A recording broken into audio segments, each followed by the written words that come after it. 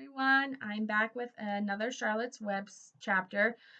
Before I get started, I wanted to remind you all to be taking pictures of the work that you're doing at home and to send it to me either in a text or an email. That way I can see the wonderful work you're all doing. And also, at the end of each video that you watch of the Charlotte's Web chapters, you can write those 2 to 3 sentence summaries telling me about what you learned in the chapter, what happened in the chapter. So today we're reading chapter 11, and it's called The Miracle. The next day was foggy. Everything on the farm was dripping wet. The grass looked like a magic carpet. The asparagus patch looked like a silver forest. On foggy mornings, Charlotte's Web was truly a thing of beauty. This morning, each thin strand was decorated with dozens of tiny beads of water. The web glistened in the light and made a pattern of loveliness and mystery like a delicate veil. Even Lurvy, who wasn't particularly interested in beauty, noticed the web when he came with the pig's breakfast. He noted how clearly it showed up and he noted how big and carefully built it was. And then he took another look, and he saw something that made him set his pail down. There in the center of the web, neatly woven in block letters, was a message. It said, "Some pig." Lurvy felt weak. He brushed his hand across his eyes and stared harder at Charlotte's Web. "I'm seeing things," he whispered. He dropped to his knees and uttered a short prayer. Then, forgetting all about Wilbur's breakfast, he walked back to the house and called Mr. Zuckerman. "I think you better come down to the pig pen," he said. "What's the trouble?" asked Mr. Zuckerman. "Anything wrong with the pig?" "Not exactly," said Lurvy. "Come and see for yourself." The two men walked silently down to Wilbur's yard. Lurvy pointed to the spider's web. "Do you see what I see?" he asked. Zuckerman stared at the writing on the web, and then he murmured the words, "Some pig." Then he looked at Lurvy, and they both began to tremble. Charlotte, sleepy after her last night's excursion, smiled as she watched Wilbur came and stood directly under the web. "Some pig," muttered Lurvy in a low voice. "Some pig," whispered Mr. Zuckerman. They stared and stared for a long time at Wilbur. Then they stared at Charlotte. "You don't suppose that spider," began Mr. Zuckerman, but he shook his head and didn't finish the sentence. Instead, he walked solemnly back up to the house and spoke to his wife. "Edith, something has happened," he said in a weak voice. He went into the living room and sat down, and Mrs. Zuckerman followed. "I've got something to tell you, Edith," he said. "You better sit down." Mrs. Zuckerman sank into a chair. She looked pale and frightened.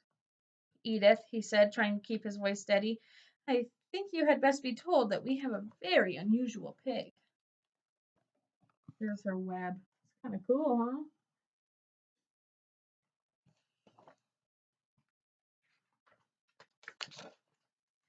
A look of complete bewilderment came over Mrs. Zuckerman's face. "Homer Zuckerman, what in the world are you talking about?" she said. "This is a very serious thing, Edith," he replied. "Our pig is completely out of the ordinary." "What's unusual about the pig?" asked Mrs. Zuckerman, who was beginning to recover from her scare. "Well, I don't really know yet," said Mr. Zuckerman. "But we have received a sign, Edith, a mysterious sign. A miracle has happened on this farm. There's a large spider's web in the doorway of the barn cellar right over the pig pen. And when Lurvy went to feed the pig this morning, he noticed the web because it was foggy. And you know how a spider's web looks, and you know how a spider web looks very distant in a fog. Right sprang in the middle of the web there were the words, 'Some pig.' The words were woven right into the web. They were actually a part of the web, Edith.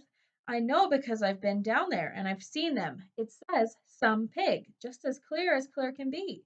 There can be no mistake about it. A miracle has happened and a sign has occurred here on earth, right on our farm, and we have no ordinary pig."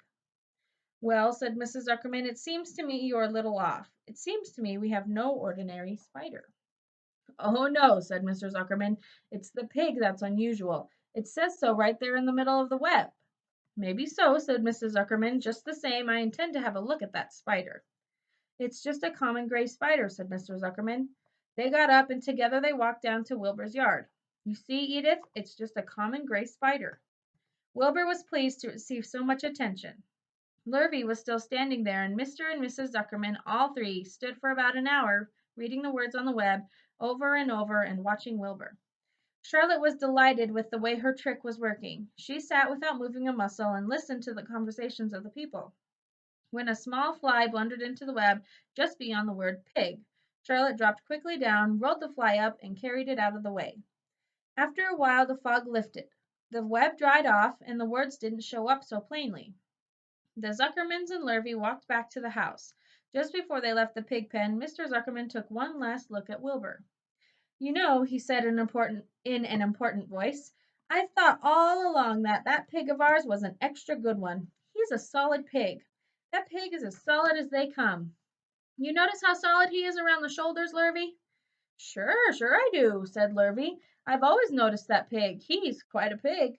He's long and he's smooth, said Mr. Zuckerman. That's right, agreed Lurvy. He's as smooth as they come. He is some pig. When Mr. Zuckerman got back to the house, he took off his work clothes and put on his best suit. Then he got into his car and drove to the minister's house. He stayed for an hour and explained to the minister that a miracle had happened on the farm. So far, said Zuckerman, only 4 people on earth know about this miracle. Myself, my wife Edith, my hired man Lurvy, and you. Don't tell anybody else, said the minister. We don't know what this means yet, but perhaps if I give thought to it, I can explain it in my sermon next Sunday. There can be no doubt that you have a most unusual pig. I intend to speak about it in my sermon and point out the fact that this community has been visited with a wondrous animal. By the way, does the pig have a name? Why, yes, said Mr. Zuckerman. My little niece calls him Wilbur. She's a rather queer child, full of notions. She raised the pig on a bottle I bought him from her when he was a month old. He shook hands with the minister and left. Secrets are hard to keep. Long before Sunday came, the news spread all over the county. Everybody knew that a sign had appeared in a spider's web on Zuckerman's place. Everybody knew that the Zuckermans had a wondrous pig. People came from miles around to look at Wilbur and read the words on Charlotte's web. The Zuckermans' driveway was full of cars and trucks from morning till night.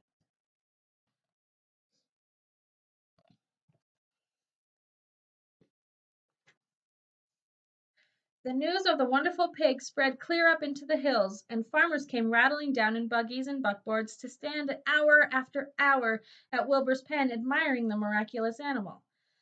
All said they had never seen such a pig before in their life.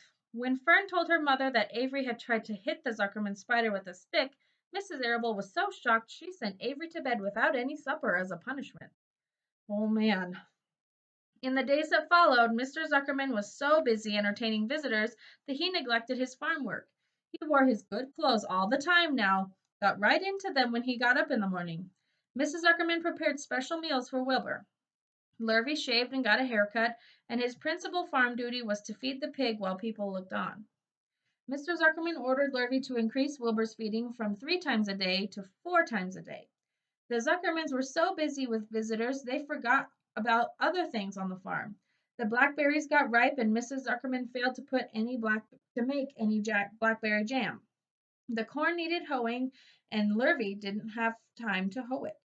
On Sunday, the church was full. The minister explained the miracle. He said that the words on the spider's web proved that human beings must always be on the watch for comings of wonders. All in all, the Zuckerman's pig pen was the center of attraction. Fern was happy, for she felt that Charlotte's trick was working and that Wilbur's life would be saved. But she found that the barn was not nearly as pleasant. Too many people. She liked it better when she could be alone with her friends, the animals. That is the end of chapter 11.